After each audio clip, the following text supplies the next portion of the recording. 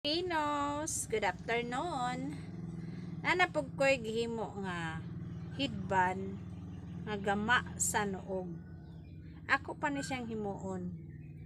Mao ni ako ang vlog karong hapuna. Sana magustuhan nyo. Mao ning tilaha mga ka-Pilipinos. 30 cm ni siya ang kataas niya. Ang kalapad ani 9.5 niya. Anao na siya diha mga ka-Pilipinos.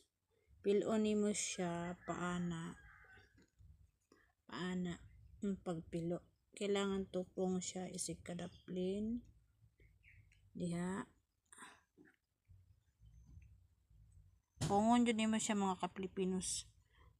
Tapos pag matupong na siya, tahi-on nimo siya dira padulong. Siradaan na diha pagkatahi.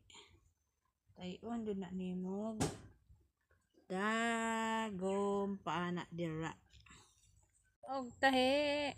So ato ni siyang balihon mga ka-Pilipinos para di makita ng tahi. Ito ng balihon. Tahi-on ako na mga ka-Pilipinos. Siradaan ako diha sa tumoy. Tahi-on na dira siradaan. Humana na dyan siya mga ka-Pilipinos. Muni ang akong finished product nga gihimo nga hairband sa buhok. Ako ni suoton karon.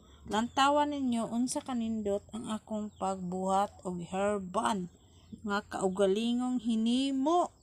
Basta kabalo ka mahimo na kay suoton.